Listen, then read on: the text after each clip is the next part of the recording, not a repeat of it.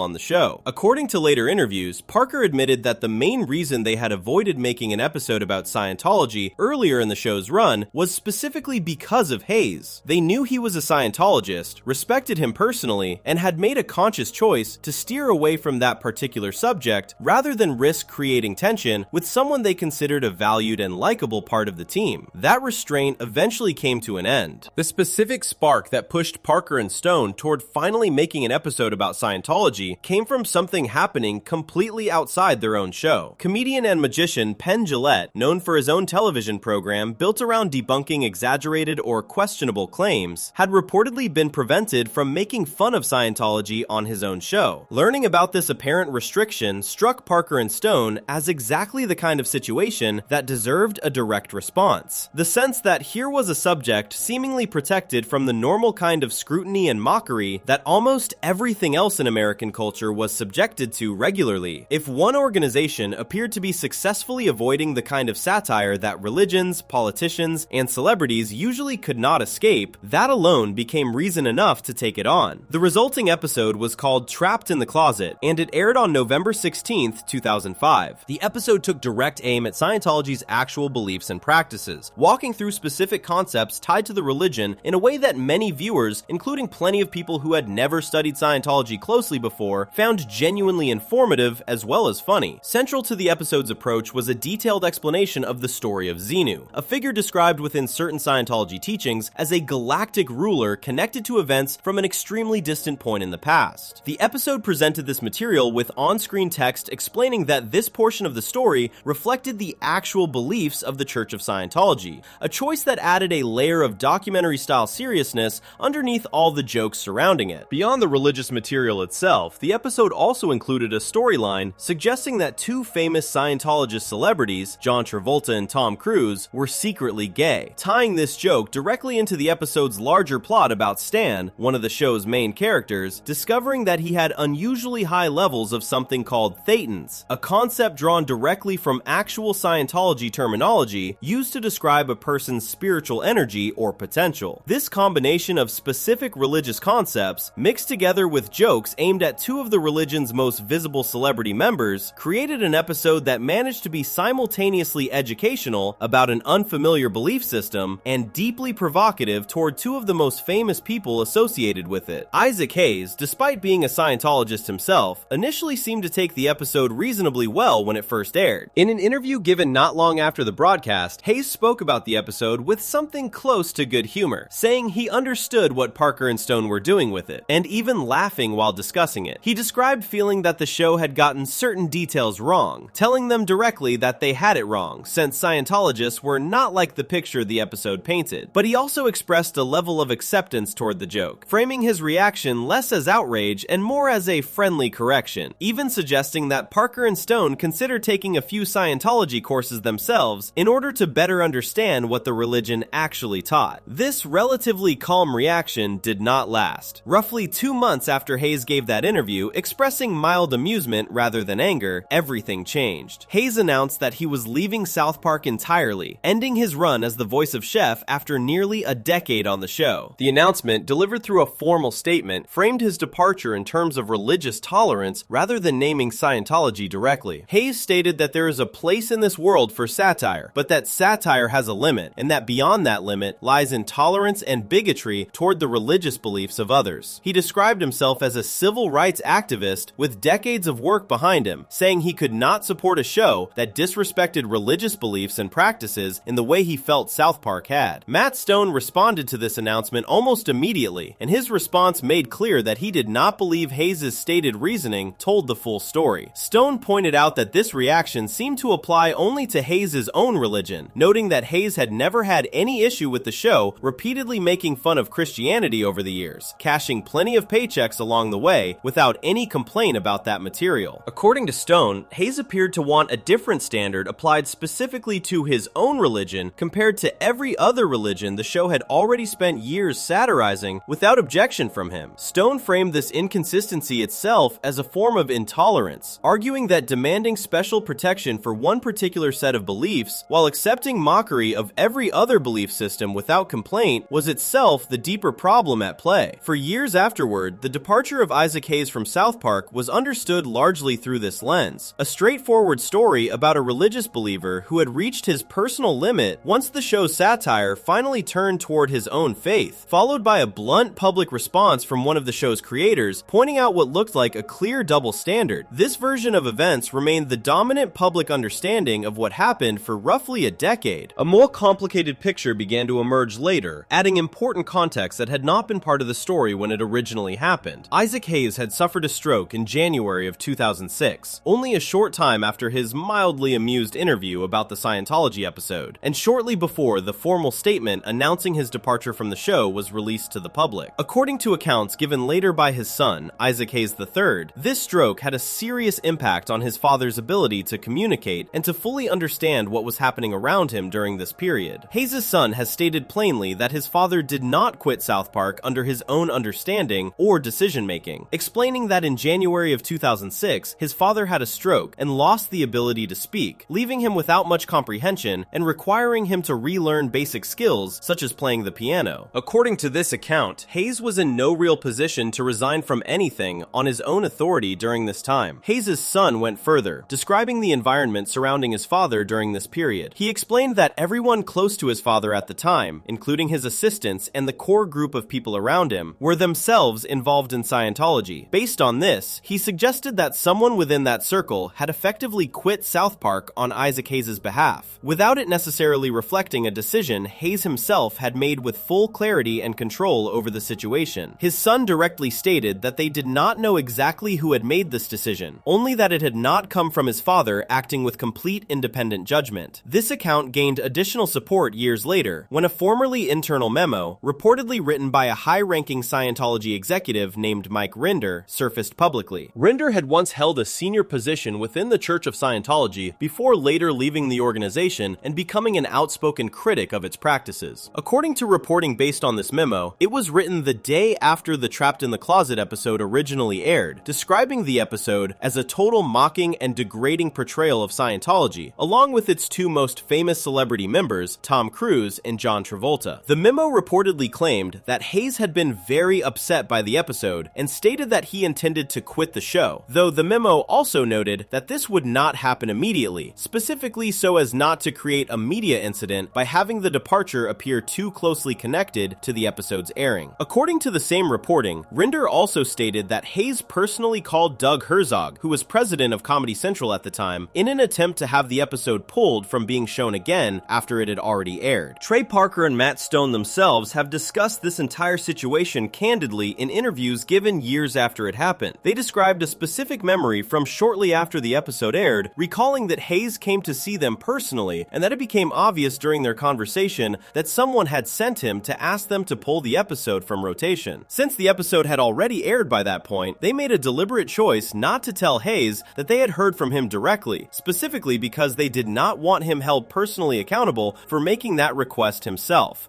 a decision they later described using the phrase plausible deniability, meaning they wanted to protect him from being seen as the one responsible for pressuring them, even while acknowledging in later interviews that they recognized something more troubling than a simple religious objection seemed to be happening. Once the news of Hayes' departure became public, Stone and Parker did not let the moment pass without commentary on the show itself. Only a matter of days after the announcement, they produced an episode called The Return of Chef, directly addressing the situation through the show's own storytelling, using the platform of the series itself to respond to what had just happened, rather than simply moving forward in silence. This turned an off-screen controversy into on-screen material almost immediately, continuing the same instinct the show had always shown for reacting quickly to real events unfolding around it. Isaac Hayes died in 2008. Parker and Stone marked his passing by dedicating an episode from that same year, titled The China Problem, to his memory, a gesture that reflected genuine respect and affection for someone who had spent nearly a decade helping shape one of the show's most beloved characters. Regardless of how complicated and painful his eventual departure had turned out to be. Looking back at this entire chapter with the full picture available now, it becomes clear that what originally looked like a simple story, a religious believer offended by satire aimed at his own faith, was actually something far more layered and uncertain. There is real evidence supporting the idea that Hayes was genuinely upset by the episode when it first aired, based on the reported contents of the internal Scientology memo describing his reaction. There is also real evidence, coming directly from his own son, suggesting that the formal decision to leave the show and the specific wording used in the public statement explaining that decision may not have fully reflected Hayes' own independent judgment, given the serious health crisis he was experiencing during that exact same window of time. Both of these threads exist together in the historical record, and neither one fully cancels out the other. What remains certain is the basic sequence of events. An episode aired mocking a religion practiced by one of the show's own longtime cast members. That cast member expressed mixed feelings, some amusement, some correction, but no outright anger, shortly after the episode first aired. Not long afterward, following a serious stroke that affected his ability to communicate, a formal statement was released in his name announcing his departure from the show over religious grounds. The show's creators, then and in later years, expressed their belief that something more complicated than simple religious offense was driving that departure, without ever having complete certainty about exactly who was responsible for the decision or the specific wording used to explain it. This entire episode reveals something important about the risks that come with satire aimed at religious organizations specifically. Making fun of a religion does not simply risk offending random members of the public who happen to disagree. It can create direct personal consequences for people working closely with the production itself, especially when those people have their own genuine ties to the belief system being satirized. The Isaac Hayes situation shows just how tangled these consequences can become, blending genuine religious conviction, organizational pressure, and a serious personal health crisis into a single difficult chapter that took years to fully understand, even for the people who lived through it directly. Before we move on, if you're enjoying this analysis, please consider subscribing. It helps the channel tremendously. This would not be the last time South Park faced serious consequences for taking direct aim at a religious subject. A much larger and far more dangerous confrontation was still ahead. One that would not simply cost the show a beloved cast member, but would bring real threats of violence directly against Parker and Stone themselves, forcing Comedy Central into a decision about censorship that would become one of the most talked about moments in the show's entire history. Section 9, 200, 201, and the line they weren't allowed to cross. By 2010, South Park had already spent over a decade making fun of nearly every subject imaginable. Celebrities, politicians, religions, and cultural trends had all been targets at one point or another, and the show had built an entire reputation around the idea that nothing was truly off limits. As the series approached a major milestone, its 200th episode, Parker and Stone decided to mark the occasion by looking backward, pulling together many of the show's most memorable storylines and controversies from over the years, and weaving them into one large, connected story. The 200th episode, simply titled 200, aired on Comedy Central on April 14th, 2010. The plot centered on Tom Cruise, along with a large group of other celebrities the show had mocked repeatedly over the years, banding together to file a lawsuit against the town of South Park over the years of ridicule they had all endured. Cruise offers the town a way out of the lawsuit, proposing that if the residents of South Park can somehow bring the Islamic prophet Muhammad to meet him in person, he will drop the case entirely. This setup directly revived a storyline the show had already touched on years earlier, during an episode called Cartoon Wars, which had dealt with the same underlying issue, Comedy Central's unwillingness to allow an on-screen depiction of Muhammad. This detail matters because it shows that the network's discomfort with depicting Muhammad had already existed for years before 200 ever aired. The show had encountered this exact restriction once before, and rather than avoiding the subject entirely going forward, Parker and Stone chose to bring it back directly, using their 200th episode as an opportunity to confront the same issue again, head-on, in front of a much larger audience paying attention because of the milestone itself. According to Trey Parker, the concept behind 200 came from a simple idea, gathering together many of the show's most well-known and most popular moments from its entire run, and finding a way to combine all of that material into a single new episode, with its own original plot connecting everything together. Parker has described this as sounding complicated at first, calling it something of a headache to actually put together, given how many different storylines and characters needed to be woven into one coherent narrative, rather than simply repeating old jokes without any new structure holding them together. The episode episode ends on a cliffhanger, with the story unresolved and several plot threads left hanging, setting up a direct continuation the following week. According to Nielsen Media Research, which tracks television viewership across the country, 200 was watched by 3.33 million viewers, making it the most watched program on any cable network that particular night. This detail shows that audience interest in South Park, even after well over a decade on the air, remained extremely strong, especially for an episode built specifically around celebrating its own long history. Within a week of this episode airing, a serious and disturbing response emerged from outside the entertainment industry entirely. A website belonging to a radical group calling itself Revolution Muslim posted a warning directed at Parker and Stone personally, suggesting that they risked violent retribution for how their show had depicted Muhammad. The post specifically referenced Theo Van Gogh, a filmmaker who had been murdered in 2004 by a man named Mohammed Bouyeri after Van Gogh had made a short film addressing violence against women within certain Islamic societies. By invoking Van Gogh's murder directly, the post implied that Parker and Stone could meet a similar fate because of their own work. This threat needs to be understood clearly for what it actually was. It arrived not as a vague expression of anger or disagreement, the kind of criticism that creators of provocative content often receive as a normal part of putting controversial material into the world. It was a direct and specific threat, referencing an actual murder that had already happened to someone else for making similarly provocative content involving the same religious subject. Law enforcement officials in New York City took this threat seriously enough to increase security measures at Comedy Central's headquarters, even though officials involved in monitoring the group behind the post described Revolution Muslim itself as being, in their assessment, all talk, with no history of engaging in actual violence themselves. Despite this assessment, officials remained concerned that the post could still inspire violence from someone else entirely, someone not directly connected to Revolution Muslim, but influenced by what the group had published online. Against this backdrop of real, documented threats, the second half of this two-part story, titled 201, aired the following week, on April 21st, 2010. This episode was intended to resolve the storylines left hanging from the previous week, bringing together Cartman's discovery of the true identity of his father, alongside the larger plot involving the town's residents, the visiting celebrities, and their demand to be introduced to Muhammad. The episode also featured an appearance from a superhero-style team called the Super Best Friends, made up of various religious figures banding together to try to save the town from the chaos unfolding around it. What happened once this episode actually aired revealed just how seriously the network was taking the threat that had been posted the previous week. Comedy Central made significant changes to the version of the episode that Parker and Stone had originally delivered, changes that the creators themselves had no part in making and had not agreed to beforehand. Every reference to Muhammad's name throughout the episode was covered with an audio bleep, making it impossible to hear the name spoken clearly at any point during the broadcast. Any depiction of what was apparently meant to represent Muhammad on screen was covered with a black bar reading the word censored, blocking the image entirely from view. The censorship went beyond simply blocking Muhammad's name and image. Comedy Central also muted large stretches of dialogue that had nothing directly to do with Muhammad at all, including almost the entire ending sequence of the episode, which had been built around 3 separate speeches delivered by the characters Kyle, Jesus, and Santa Claus, each one addressing the actual moral message the episode was trying to deliver. This final sequence, roughly 2 full minutes of dialogue meant to bring the entire two-part story to its intended conclusion, was almost completely bleeped out, leaving viewers with very little ability to understand what the characters were actually saying during what was supposed to be the emotional and thematic payoff of the whole storyline. This detail carries a heavy layer of irony that Parker and Stone themselves pointed out directly once the situation became public. The speech given by Kyle at the end of the episode was specifically about the dangers of giving in to intimidation and fear. It did not mention Muhammad by name at any point, despite having nothing to do with the specific religious content that had caused the controversy in the first place. This particular speech was censored anyway, meaning a speech arguing against the exact kind of fear-based silencing that had just happened to the episode itself ended up being silenced by that very same process. Once the episode had finished airing in its heavily altered form, South Park Studios, the official website connected to the show, posted a brief statement addressing what had just happened. The statement made clear that Comedy Central, not Parker and Stone, was responsible for the changes made to the episode. It read, in essence, that in the 14 years they had been making South Park, they had never produced a show they could not stand fully behind, explaining that they had delivered their own version of the episode to Comedy Central, and that the network had then made its own determination to alter it before airing. The statement specifically clarified that the strange, disjointed bleeping throughout the episode was not some kind of meta joke crafted intentionally by the creators themselves, ruling out any interpretation suggesting Parker and Stone had somehow planned this heavy censorship as part of the episode's humor. The statement closed by noting that the show would return the following week with an entirely new episode covering a completely different subject, adding that they would simply have to wait and see what happened to that new episode once it aired, a comment that carried a clear undertone of uncertainty about how much creative freedom they could still expect going forward. This entire situation generated an enormous amount of public discussion and debate at the time, extending well beyond just fans of the show. On The Daily Show, a program airing on the same network, host Jon Stewart devoted an extended segment, lasting roughly 10 minutes, to discussing the alleged threats and Comedy Central's response to them, expressing frustration at what he saw as a kind of hypocrisy involved in the situation, given that the group issuing the threats was, in his view, benefiting from the very freedoms of American life and free expression that they seemed intent on threatening violence over. Newspaper columnists weighed in as well, with one writer for a major British newspaper arguing that the response from Revolution Muslim had actually reinforced the entire point that 200 had originally been trying to make about fear and censorship in the first place, framing the situation as proof rather than contradiction of the episode's underlying argument. The consequences of this controversy extended well beyond just these two specific episodes. When South Park eventually moved to a new streaming platform years later, 5 particular episodes were specifically excluded from being made available at all. Alongside 200 and 201 themselves, this list included an earlier episode called Super Best Friends, along with both parts of Cartoon Wars, the earlier storyline that had first dealt with this same underlying issue involving depictions of Muhammad. Every single one of these 5 excluded episodes shares this one specific connection, each of them involving Muhammad in some form. Across the show's entire run, spanning well over 300 episodes at this point in its history, these 5 remain the only episodes to have faced this level of lasting restriction, unavailable through official streaming or broadcast channels going forward. 201 itself never aired again in the United States, following its original broadcast that April night in 2010. Under normal circumstances, South Park episodes are often repeated later in the same week, following their initial airing, but earlier episodes from that same season were shown in that repeat slot instead, meaning 201 essentially disappeared from any official rotation almost immediately after its single original broadcast. The episode was also pulled from the show's own official website, meaning fans could not go back and stream it there either, even in its heavily censored form. It would take until 2011, more than a year after the controversy first happened, before the episode finally became available again in any official form, released as part of a DVD and Blu-ray set covering the show's 14th season in its entirety. Even this later physical release kept a distinction between the two episodes, presenting 200 in its original uncensored form exactly as Parker and Stone had intended it, while 201 remained locked in its original network-censored version, meaning even years later, on a physical disc fans could purchase and own permanently, the full uncensored version of 201 that Parker and Stone had originally created was still not something officially available to the public. Looking at this entire chapter as a whole, it stands as one of the clearest examples in television history of a network directly overriding its own creative talent because of a credible external threat, rather than simply following its own internal standards process the way it typically had in the past. Every previous conflict covered so far in this story, from Fox rejecting the original pitch over a character built around a piece of feces, to Isaac Hayes' complicated departure following the Scientology episode, had involved disagreements rooted in taste, personal belief, or institutional comfort level. This particular conflict was different in kind, not just in degree. It involved a specific, documented threat of violence, serious enough that law enforcement in New York City responded with heightened security measures, and that response fundamentally changed what Comedy Central was willing to let air, regardless of what Parker and Stone themselves had actually written, produced, and delivered as their finished, intended version of the episode. This moment also revealed something important about the limits of even South Park's own reputation for pushing boundaries further than almost anything else on television. A show that had spent well over a decade mocking presidents, celebrities, corporations, and nearly every organized religion imaginable without facing this level of institutional censorship found that this particular subject, tied to a credible threat of real-world violence, was the one place where even Comedy Central, a network that had built its own identity around being willing to take creative risks other networks would not, ultimately drew a hard line, one that has still not been fully reversed even many years later. Before we move on, if you're enjoying this analysis, please consider subscribing. It helps the channel tremendously. With this much attention, controversy, and genuine danger surrounding the show by 2010, South Park had firmly established itself as something far bigger than a simple cable cartoon. It had become a genuine cultural institution, one whose influence and impact extended into serious conversations about free speech, censorship, and the real risks tied to satire aimed at deeply held religious beliefs. That growing stature and the formal recognition that came along with it from major institutions within the television and film industry is where the story turns to next. Section 10, from cable cartoon to nine-figure franchise. After surviving death threats, a wave of censorship, and the loss of two people who had helped shape its earliest years, South Park did not slow down as it moved into the 2000s and beyond. If anything, the show kept growing, both in how it was recognized by the television industry and in how much money it was actually worth to the companies that owned it. Recognition from major award organizations had actually been building for years by this point. South Park picked up 5 Primetime Emmy Awards over the course of its run, an honor given out by the television industry to recognize excellence across different kinds of programming. The show also received a Peabody Award, a distinction given for work considered to have real, lasting value and impact, an honor typically associated with serious journalism, documentaries, and culturally important storytelling rather than crude animated comedy. Even the 200th and 201st episodes, despite the heavy censorship controversy surrounding them, were both nominated for a Primetime Emmy Award for Outstanding Animated Program that same year, showing that the industry still viewed the underlying work as worthy of serious recognition, regardless of the network's decision to alter what actually aired. Beyond individual awards, South Park also found its way onto lists ranking the greatest achievements in television history. In 2013, TV Guide placed South Park at number 10 on a list ranking the greatest television cartoons of all time. Being placed on a list like this, one covering the entire history of animated television rather than just a single decade or genre, says something meaningful about how far the show had traveled from its origins as 2 college students doing silly voices on someone else's film set. A show built around crude jokes and constant swearing had by this point earned a permanent place in serious conversations about the best animated television ever made. The business side of South Park grew just as dramatically as its critical reputation. In October of 2019, it was announced that Warner Media had acquired exclusive streaming rights to the show, meaning viewers looking to stream the entire back catalog of episodes would need to do so through HBO Max once that platform launched the following year, in June of 2020. This deal represented a significant shift in how the show reached its audience, moving a large portion of its viewership away from traditional cable television and toward a streaming service instead, following a broader pattern that was reshaping the entire television industry during this same period. That particular streaming arrangement did not last forever. After the HBO Max deal expired in late June of 2025, Parker and Stone announced a new 5-year agreement on July 21st, 2025, this time with Paramount Plus, giving that streaming service exclusive rights to the show going forward, along with a commitment to produce 10 new episodes per year under the new deal. This announcement led directly into new episodes continuing to arrive, with the 28th season of the show premiering on October 16th, 2025. The most striking business deal in the show's entire history, however, had actually come earlier, in the summer of 2021. That year, Viacom-CBS, the media company that owned Comedy Central at the time, signed a new agreement with Parker and Stone that would pay them more than $900 million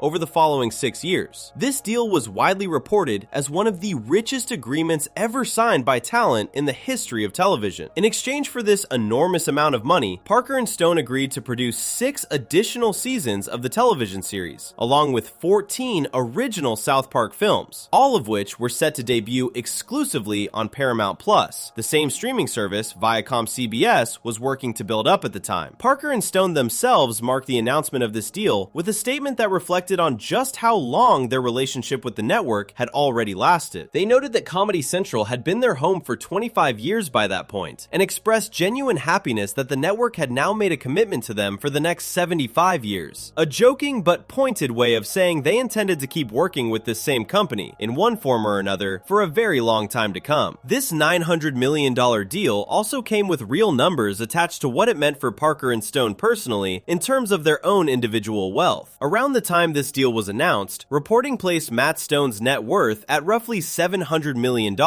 built up through his combined success across television and film over the course course of his career. Trey Parker's own net worth was reported at around $600 million during this same period, a figure noted at the time as being somewhat lower than Stone's, largely because of costs connected to 2 divorces Parker had gone through over the years. Regardless of the exact difference between the two figures, both numbers reflect just how far these two former college students had traveled financially since the days when they were relying on a $2,000 favor from a friend working at Fox just to make a Christmas card nobody outside their small circle was ever supposed to see. It is worth remembering, while looking at figures this large, just how unlikely this outcome would have seemed at almost any earlier point in this story. 2 students meeting in a film class in 1992 had no reasonable expectation of building anything close to a 9-figure business empire out of paper cutout animation and inside jokes about talking snowmen. Even after Comedy Central picked up the show in 1997, even after the success of the first movie in 1999, even after surviving Isaac Hayes' departure and the terrifying threats connected to the 200th episode, there was still no guarantee that South Park would end up as one of the most financially valuable properties in the entire history of American television. Every single step covered throughout this story, the college shorts, the Christmas card sent to 80 friends, the 6-day production schedule, the personal tragedies, the religious controversies, all of it built piece by piece toward this eventual outcome without any single moment along the way guaranteeing that the show would still be running, let alone thriving, decades later. The show's overall numbers by this later stage of its history reflect just how much material had accumulated across all these years. Since its original debut on August 13th, 1997, South Park had produced well over 300 episodes, along with the feature film released in 1999 and additional streaming specials produced under the later Paramount Plus agreement. Very few television programs of any kind, animated or otherwise, managed to stay in continuous production across this many years while still drawing meaningful audience attention and continuing to generate this level of financial investment from the companies that own them. What makes this financial and critical success particularly notable is that it did not require the show to soften itself or move away from the same crude, boundary-pushing sensibility that had defined it from its very earliest days. The same show that built its 201st episode around a censorship controversy serious enough to require increased police security was also the same show earning Emmy nominations, a Peabody Award, and a spot on a respected list of the greatest cartoons ever made. The same creators who once handed a friend a rough 4-minute short film made from paper cutouts and glue eventually found themselves negotiating a deal worth close to $1 billion